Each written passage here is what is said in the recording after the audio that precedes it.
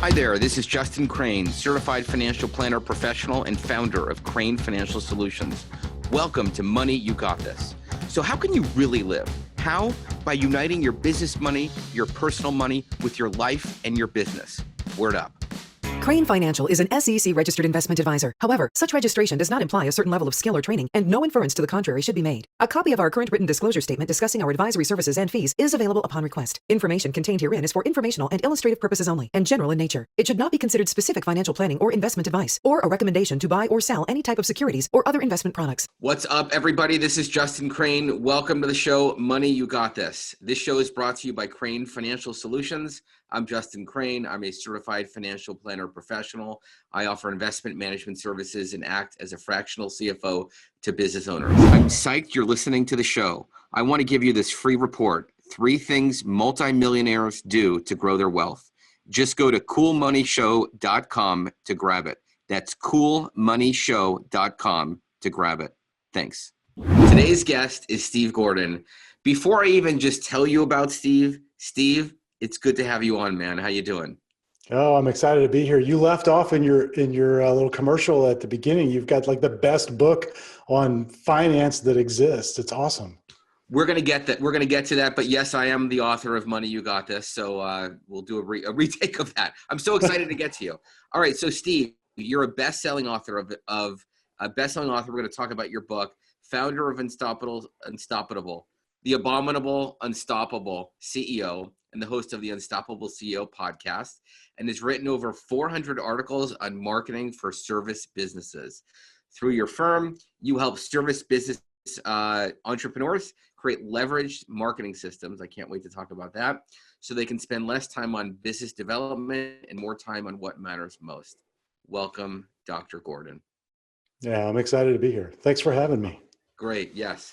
So, I want to first just come right out and ask you what you think the biggest mistake business owners make when it comes to marketing. They make a lot of them, but I think probably the biggest one is not really knowing who you're marketing to. And by that, I mean not getting clear on who your ideal client is. I see this over and over and over again where businesses come in. I had one guy tell me one time, and I think he was joking, but I'm not sure. New client comes in, I say, well, who do you really want to do business with? And he said, everybody with a heartbeat and a wallet. Yeah. He was actually in your business. He was a financial advisor. And I said, well, how's that working for you? It wasn't working very well. So, getting kind of dialed in and more specific about who you want to serve will simplify everything you do in business development. And I think that's sort of the first and fundamental decision that you can make that's going to make your life a lot easier. So let's go through an example of that. Like if someone says they want to work with business owners, is that enough? Or does it have to be like business owners doing $1 million with 10 employees that have this much in profits or whatever? The more specific, the better. I've been doing this for a decade now, and I have yet to find a market that's too small to support a business. Yeah.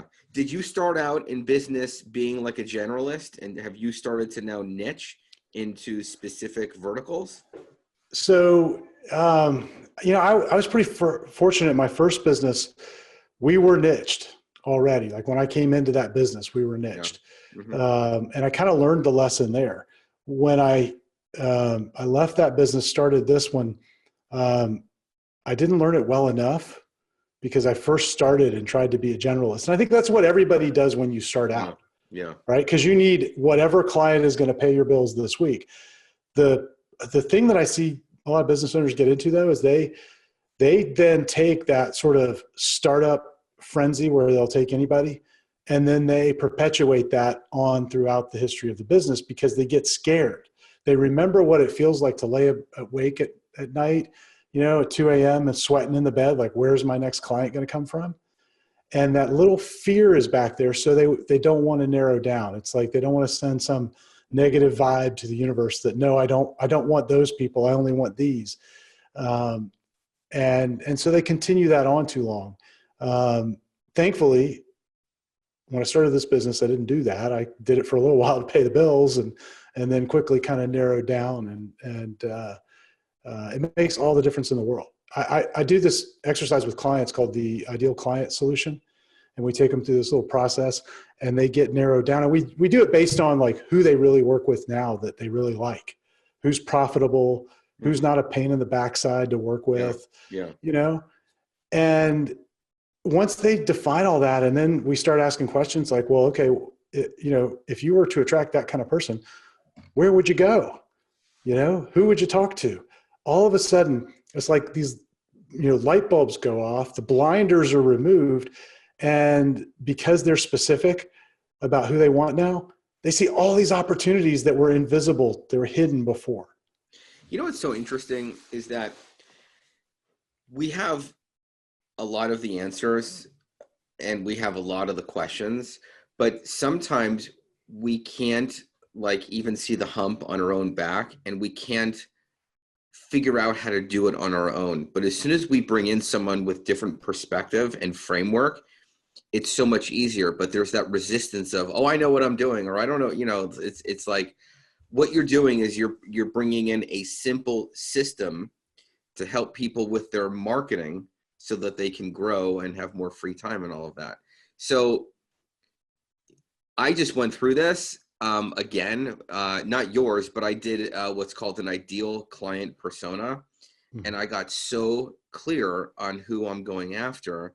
And now I have like a whole avatar and I wrote it up, and it's like, where am I going to find these people? What do I need to do? Who's the right client? Who's not? And now I feel like I'm in control. Yeah, totally. You know? Speaking of control, I want to talk about the fact that you have orange stickies on a whiteboard behind you, which color coordinates with your blue sweater and your pink shirt. They're all pastel colors. This is actually an orange shirt, by the way. Orange. Oh, it's going. Yeah, it's maybe not coming through in the video, but yeah. This is great. I mean, you really prepared nicely for this podcast. I'm super psyched. I've been planning for weeks. I had to order the stickies, you know, special just for this. So let's go deeper here. So we have our ideal client persona, and then we start to reach out to people, and it's either good or bad or great or I don't know what, but I've experienced it all. Can you talk a little bit about messaging and connecting with your prospect and what you think we need to do about that? Maybe an example? Yeah. Before I do that, though, I want to go back to something you said a minute ago that I think is important. As you said, you know, as soon as we bring someone in that's got, you know, a framework or, you know, a method to do this, it all of a sudden becomes easier to see what we already knew. Mm-hmm. And I think that most of us who are in any kind of an advice-giving business, you're in an advice-giving business, right? A lot of the stuff you do with finance is, you know, not all of it, but a lot of it's probably pretty much common sense, right? But it's applied common sense, and you have the framework to apply it. Yeah. You know, and so that's why people come to you and value what you do. And I think, you know, for the business owners that are watching, your clients are going to you for the same thing. Why wouldn't you get the advantage of that in your own business in the areas that you need it? So I think that's an important point. But yeah, back to messaging. You know, to me, you can't get to good messaging until you're clear on who you're trying to serve. Yeah, for sure. You know, it's just too hard. I mean, what would you, you know, if you were dropped into the middle of, you know, the biggest football stadium you could think of, and there were, you know, all manner of people in there, what would you say to them to try and decide who would come to you and want to do business with you? It's too hard of a problem to solve. Mm-hmm. And so if you get specific about who you want to serve, now it's really easy to understand, well, what are the problems that type of person is grappling with? And, you know, if I talk about those problems and I describe those problems, and maybe I describe the consequences of living with those problems, and I answer all the questions related to that, you know, the problems that person faces that I really want to do business with. And then I talk about a solution that I could offer that would solve that problem. And I do it in that order because most of us get it backwards to talk about the solution first and not the problems. Yeah. Messaging suddenly becomes a lot easier. I think our problem most of the time is that we have too many options in front of us. And so we freeze. Mm-hmm. When we narrow down and get really specific first about who, then it makes it easier to get specific about what are we going to say that's going to be of value. So let me ask you about this, because I've done this and it feels weird. I think it's right, but it just feels weird. So I used to read Ben Settle like nonstop, right? He's an email marketer, and he talks a lot about the fact that you need to talk about your people's problems.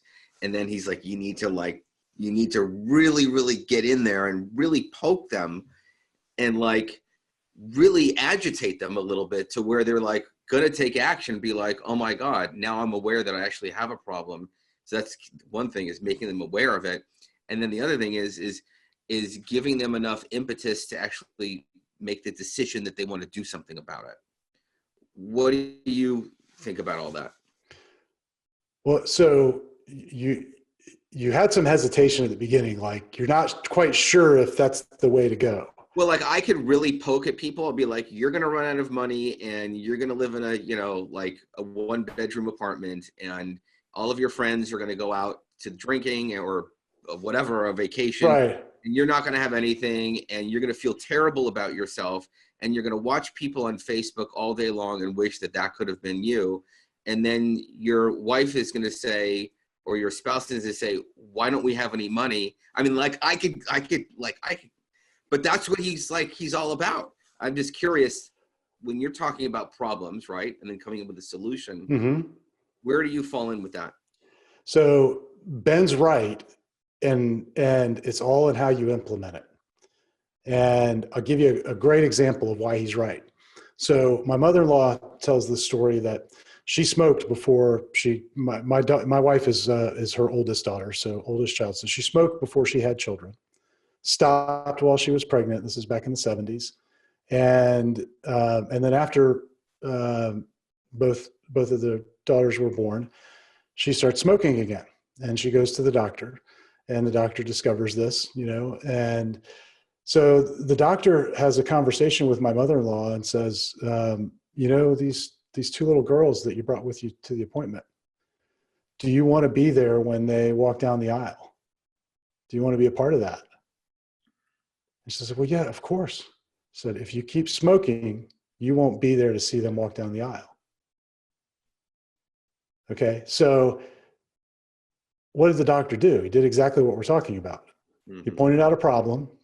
He pointed out a reasonable and realistic consequence, a believable consequence of the problem. And, as she tells the story, it brought her to tears on the spot. She quit smoking immediately, cold turkey, never had the urge to do it again. Yeah, pain. Yeah, pain. So sometimes you have to make people feel it to do what is in their best interest. Now, in the example you gave, for your clients, I mean, I don't know your clients, but I have an idea of who they probably are.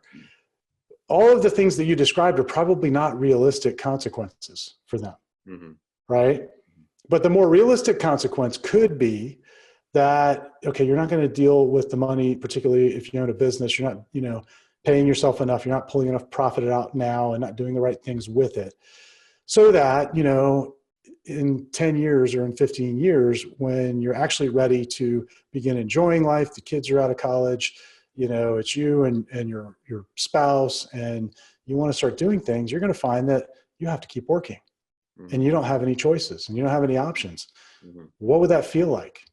What would that feel like to watch your really good friends, the other business owners that go off and do all these great things, and you're still plugging away 80 hours a week? That's probably the more realistic consequence, yeah. Right? So that's the picture you want to paint. I was exaggerating. Yeah. So let's talk a little bit more about pain. I had no idea this is where this is the most painful podcast in history. One of the biggest problems that service providers have is that they're not bringing in enough business. They don't know how to get referrals, and they're like stuck, and they're not intentional about that. You wrote a whole book on that. I'm sure that you have a lot to say about getting referrals. I'm interested and curious. I mean, we all want referrals, but I think we're looking for a system and some frameworks and feeling like we don't have to do everything by ourselves because we're running a business. We need to, surround ourselves with people that can help us. So talk to us about this problem that we have, not getting enough referrals and the right kind. Well, referrals are an interesting problem. And I first really started studying this in 2012 and discovered that the way that we generally go about trying to get referrals is broken. And it's broken because, if I go, Justin, and I say to you, Justin, who do you know that, really needs some help with their marketing this week? Do you know anybody? Yeah. Could you maybe connect me with somebody? Forget it. And of course, my goal in asking for a referral like that is for you to go sell someone that you know on the idea that they should meet with me. And that meeting is what we call a sales meeting, because I'm going to sell them whatever it is that I do. And that's the fundamental flaw with the way that referrals work, is that we're expecting our clients and our partners and our friends and our family to be good enough and know who we're looking for well enough and actually be willing to go get them and bring them into a sales meeting. And that's, to get somebody to that point, it's very hard. Why is it very hard? Because we spend so much time and effort and money on it as business owners anyway. And we're expecting somebody that's not paid and not trained. Yeah. And, in our business or in sales at all to go and do that. So our approach has been since 2012 is to take all that risk out of the referral process. And that's ultimately what it is. Mm-hmm. Okay. For you to refer someone to me, and we start off with that sales conversation, you got to have a pretty good idea that they have a problem that I can solve and that they really need me to solve it for them right now. You got to, have a lot of confidence in that. And if I screw up that relationship in any way, shape, or form, it's going to look bad on you. So there's a lot of risk for you in making that referral. So the first thing we got to do is we got to remove the risk. And the way that you do that is you remove the sales meeting. Make it so that's not the first step. And what we put in its place is information. And so we kind of coined the term referral kit for, some form of packaged up information. And it could be a short book. It could be a white paper or report. It might be as simple as a checklist that would be really helpful for a potential client. It might be a presentation that you invite them to. And, you use that information as an easy way for your clients to sort of spread the word about you. And so in our approach, we might, sit down, Justin, and I might say to you, hey, I'm on a mission to change the way, in our case, change the way businesses get referrals. And so I've written this book on our method for doing that. And Justin, I'm on a mission to impact as many small business owners as I can, because I know they need this help. I'll never be able to work with them all. That's why I wrote the book. Do you maybe have 15 or 20 minutes? We could sit down and brainstorm some people that that would benefit from getting a copy of this book. I'd like to give it to them as a gift from you. What do you say? So yeah, so it's so much more disarming and more of a give and a reframe in how you're presenting it. And it's just my energy in hearing that is like, sure, yeah, oh yeah, like, yeah, these people, all of that. So then how does that work? I really want to get detailed here because I think people need to learn this in terms of what to do or how you would coach them through it. So they come up with the names of the people. I have 5 people I want you to give the book to. Right. Do you mail the book to them and drop my name? Do you send it to me and have me mail the book? What's the system and process there? Well, before we get to that, let's talk about how we get the names to begin with. Okay. Because if you just kind of go through that little spiel that I gave you and they go away and your hope is that they'll come back with names, you're going to be waiting for a long time. Yeah. So what we always try and do is frame it as, would you be open to brainstorming a little bit? So it's a collaborative effort. Brainstorming. Okay. Yeah. So we're going to brainstorm a list of names together, because if you're not there with them holding their hand, they're not going to do it. And so what we usually recommend to our clients is schedule a time, 15 minutes, 20 minutes is enough, when the client or the referral partner can be at their computer or wherever they keep their contact list. Okay. And the best way to do it is do a video conference like what you and I are doing now. Have them pull up on their screen. Maybe it's their LinkedIn, and so, or maybe it's their contact list. So it jogs their memory. And the way we kind of sell this is just to say, look, by having your list available and visible right then and there, I'm going to make this really easy for you. You're not going to have to struggle to come up with names. You'll be able to look at your list. And then as you identify people, well, I'll just take those names down and then I'll do all the work from there. So to answer your question about, well, what are the logistics of it? The best thing that you can do is to do all the work for them. Sure. Okay. So most clients are perfectly happy to do that. And while it would be maybe more powerful if it came directly from them, the likelihood of them actually following through and doing anything with it is pretty small because it requires work and they got other things to do. It's not their job to kind of do your marketing for you. Mm-hmm. So take on that responsibility, get the list, research the addresses if you have to. Don't be afraid to do a little work. And then we'll send a letter with the referral kit, whether it's a book or a report or whatever, that, references that this is a gift from so-and-so and explains what it is that you do. And then we follow up after that, by phone and by email to make sure that they received it, because we want to know that if we're giving a gift, that the gift is received. We sort of have that responsibility, to be accountable to the person who made the referral. And oftentimes we'll get people on those calls and literally there are no agenda, just to call, Justin, our mutual friend Bob suggested I send you a book. I sent it to you last week. Did you get it? And you're either going to say, yeah, I got it, or no, I didn't. Great. Have you had a chance to read it? Yes, no, whatever. Hey, would you be interested in scheduling a 15-minute call with Steve? And he could actually just give you kind of, the executive summary, maybe give you some tips about how to apply some of that stuff in your own business. Would you be open to that? Sure. So it's a really easy way to kind of open the relationship. And you show up as an expert and as an authority rather than just as a salesperson. I love it. Is this framework in your actual book? The vast majority of it is. Some of it we've so the way that we phrase it has evolved. Sure. Yeah. And that's what we call the value conversation. And so the book came out in 2014. We've kind of evolved some of that, but we know, man. But yeah. What's that? 2.0. 2.0. I know I need to redo it again. I need to go and get back to writing. I'm sure you will. I think that's great, though. I think it's a good idea because I wrote a book and I'm like, yeah, I need to do something like that. I'm not leveraging something that I've already done enough. Mm-hmm. So I'm definitely going to implement that. Thank you. I want to talk just a little bit about, because I know you work with lots of service providers, financial advisors, attorneys, accountants, right?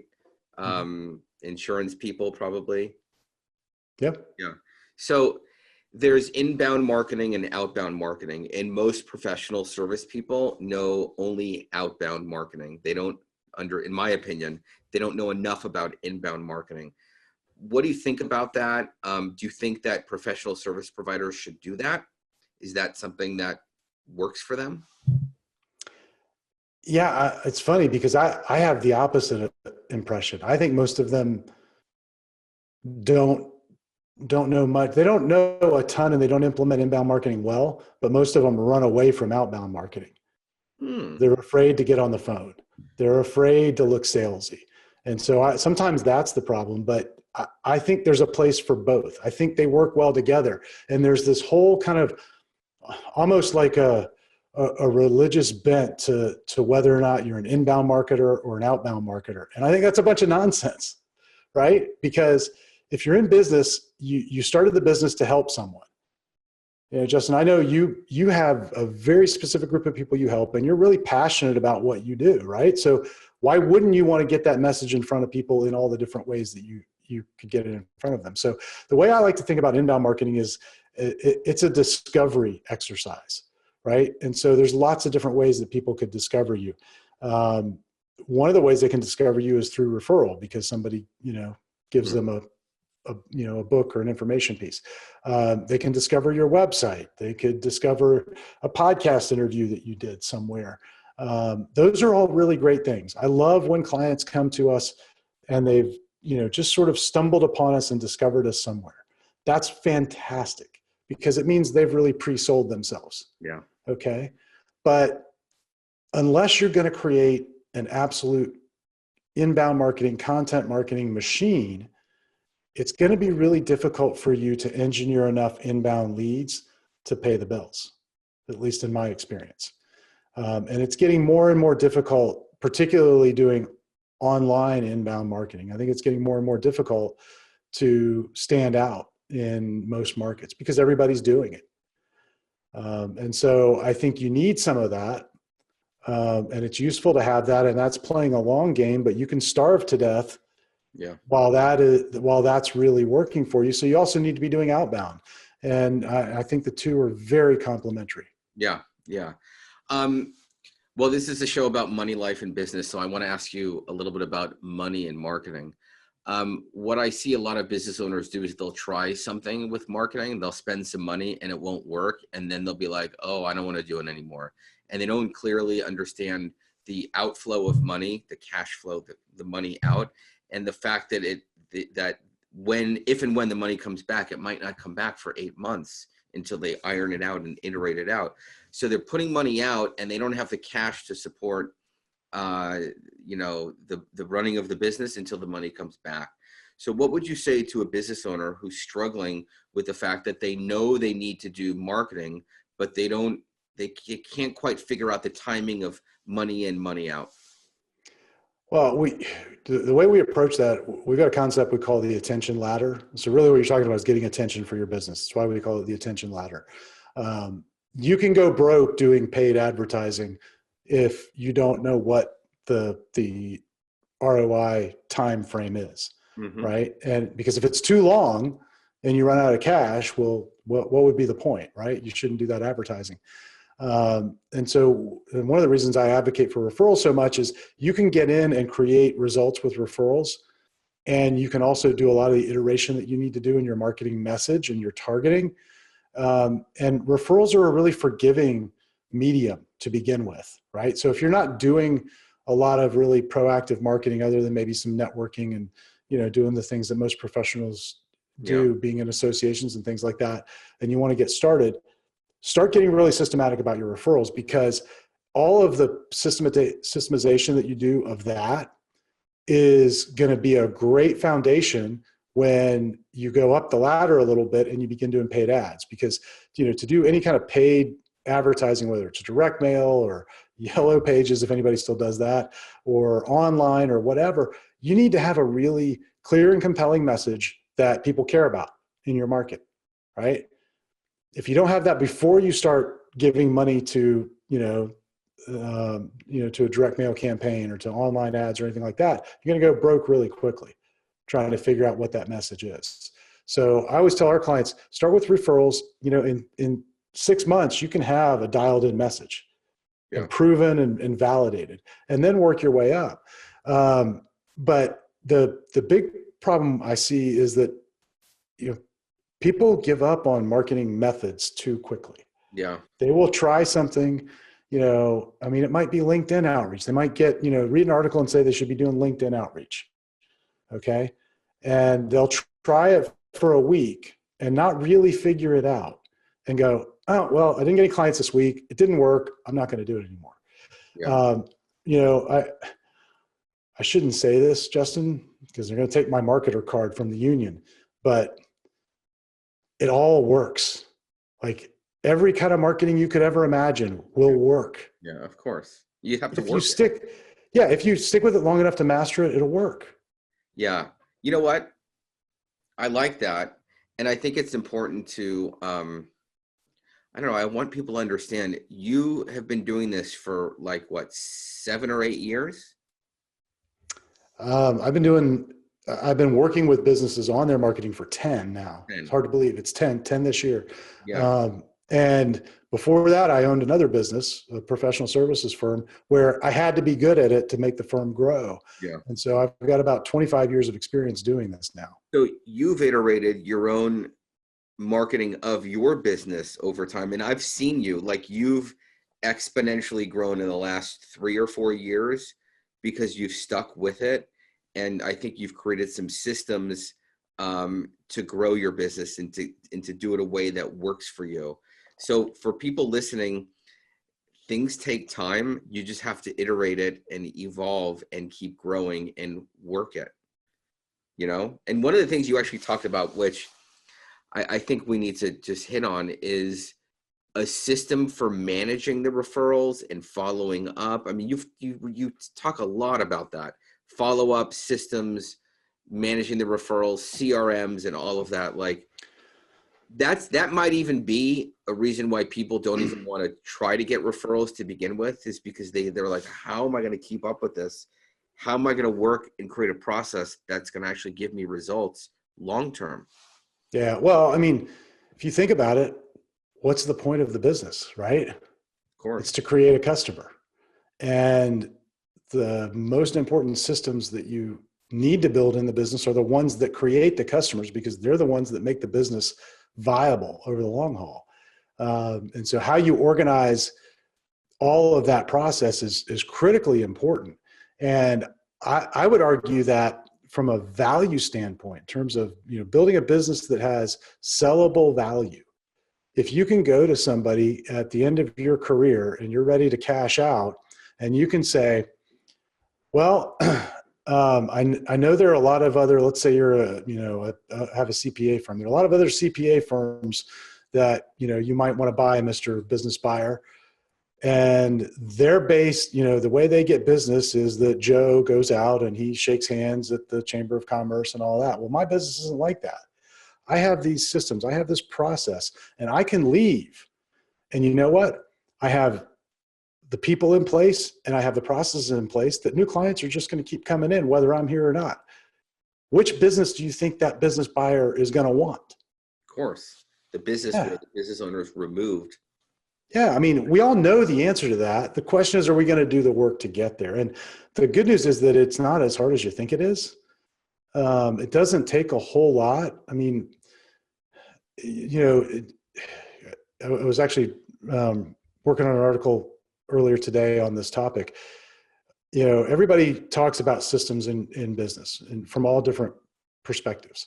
And when you I think a lot of people get hung up because they think it's all just about having checklists and steps and things. But really, there's two parts to a system in your business. There's the process, which is that here are the steps we're going to go through. And there are the people then to do it.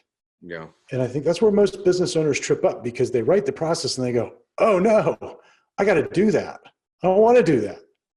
Like, one of the reasons I talk about systems so much is because I don't like doing any of that stuff. And what forces you to delegate and to work with others and not just do it on your own.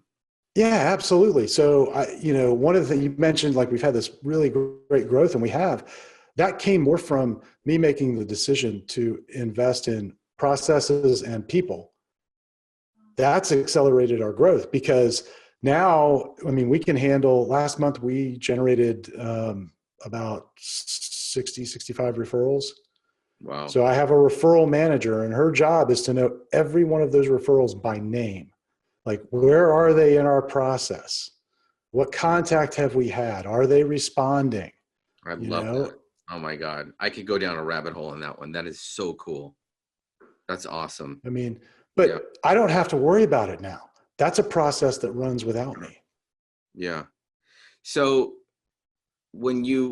as you were growing your business, you invested in processes and people. I'm curious did you just bootstrap it, or what? Just keep growing and reinvest more into more people and all of that? How did you grow? How did you invest? Was it just sweat equity or what? Yeah. I mean, our clients have financed all of our growth. Yeah. I think for most businesses, that's the way you're going to do it. I'm not a big fan of of debt, unless it's really smart debt. And I know there's a payoff and a time frame. And for most smaller businesses, there's no market to get an investor. And so how else are you going to make it happen?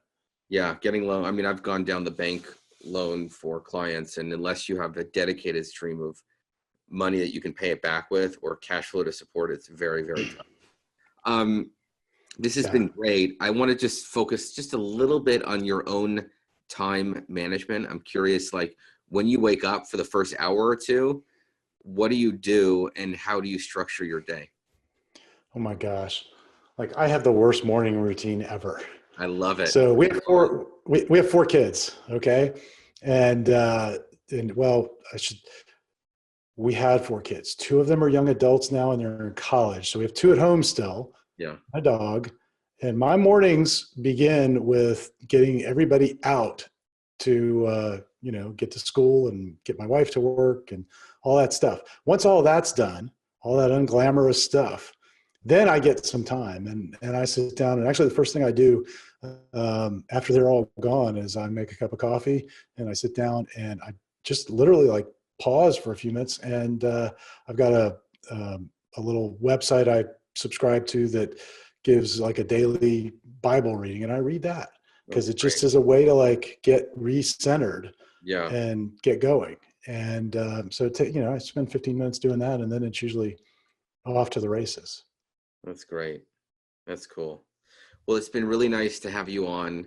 I want everyone to reach out to you, and I'm going to personally refer anyone listening to you right now. You don't even need to send your book. That's awesome. Where can people go to get more information and connect with you?